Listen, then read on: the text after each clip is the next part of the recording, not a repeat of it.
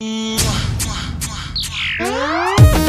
वीरू अरे देख ना यार कितना खुल के इशारा कर रही है। जाने दो ना भाव, क्यों बेकार के टेंशन में पड़ रहे हो।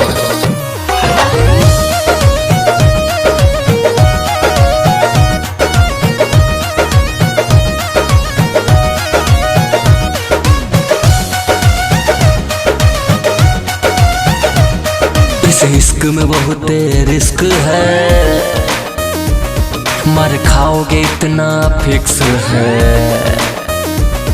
इस इश्क में बहुत रिस्क है, मर खाओगे इतना फिक्स है। हाथ जोड़ा तानी तोर पाँव पड़ा तानी, लेकिन के झांसे में आने का ना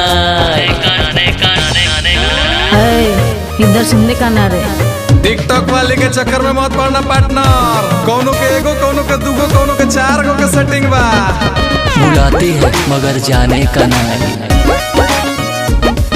बुलाती है पर जाने का ना। काहे भाई? खोलती है पर देती नहीं ना। क्या नहीं देती पार्टनर? अरे नंबर यार औरी का।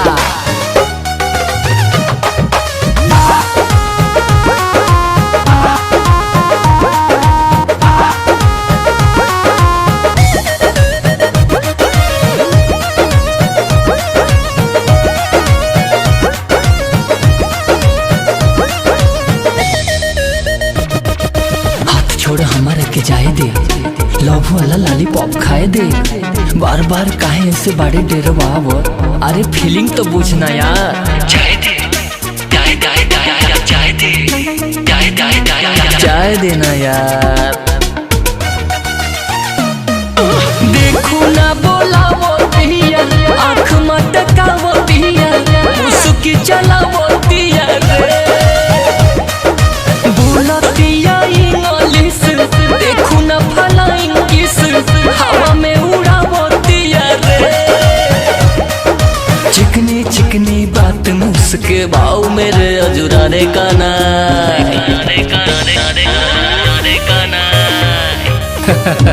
अरे सारे, अरे इतना दिन बाद को इतना प्रेम से बुलावा दिया, तू कह तेरे की जाने का ना। बुलाती है मगर जाने का ना, बुलाती है पर जाने का ना। खोलती है पर देती नहीं ना।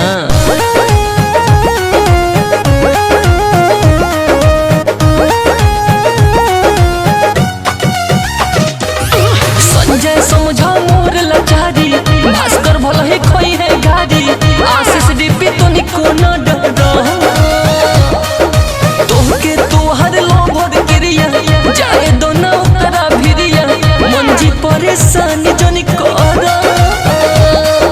440 का देगी झटका, बोला ना रिस्क उठाने का ना।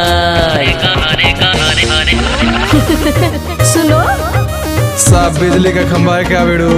अपन भी कंफर्म नहीं है भाई, टच करके देखना पड़ेगा। बुलाती है मगर जाने का ना, बुलाती है पर जाने का ना। क्या बुलाती है मगर जाने का नहीं। अगर वो बुलाती है तुम नहीं जाओगे ना तो बहुत पछताओगे।